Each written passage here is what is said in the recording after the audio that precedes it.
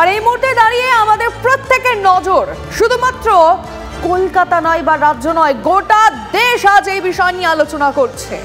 আরজি করের ঘটনা নিয়ে যে নৃশংস ঘটনা ঘটলো, তা কেন ঘটলো?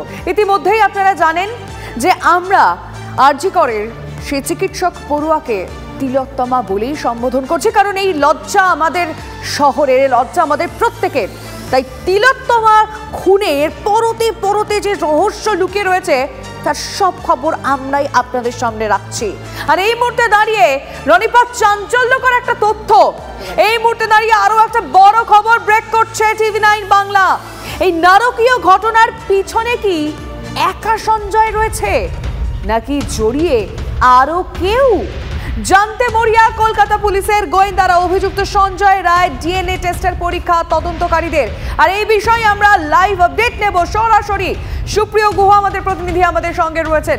সুপ্রিয়, লিমা, আরজিকর মেডিকেল কলেজের দ্বিতীয় বর্ষের চিকিৎসক পড়ুয়ার যে খুন ও ধর্ষণের ঘটনায় অভিযুক্ত হিসাবে সঞ্জয় রায়কে ইতিমধ্যেই গ্রেপ্তার করেছে কলকাতা পুলিশের গোয়েন্দারা।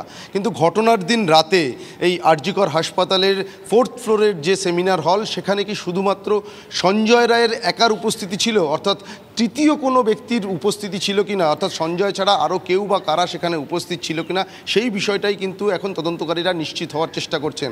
আর সেই জন্যে গতকাল আমরা যেটা দেখলাম, সঞ্জয়কে আদালতে পেশ করার পর 14 দিনের জন্য তাকে হেফাজতে নিয়েছে। তাকে লাগাতার জিজ্ঞাসাবাদ যেমন চলছে, তার পাশাপাশি তোমার নিশ্চয়ই মনে আছে ঘটনার দিন যখন দেহ উদ্ধার হয় তারপরেই কলকাতা পুলিশের সায়েন্টিফিক উইং এবং ফরেন্সিক যারা এক্সপার্টরা রয়েছেন তারা ঘটনাস্থলে পৌঁছে ঘটনাস্থল থেকে বিভিন্ন ধরনের নমুনা সংগ্রহ করেছেন।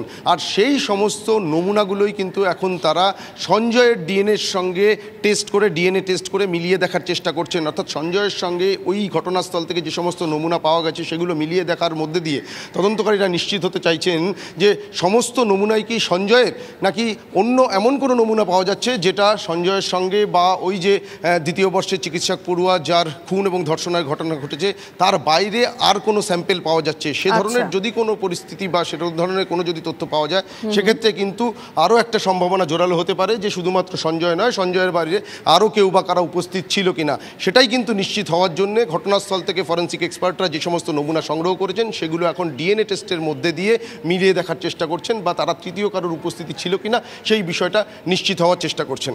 নজর থাকবে আমাদের। সুপ্রিয়, তোমার মাধ্যমে আমরা অবশ্যই দর্শকদের আপডেট দেব।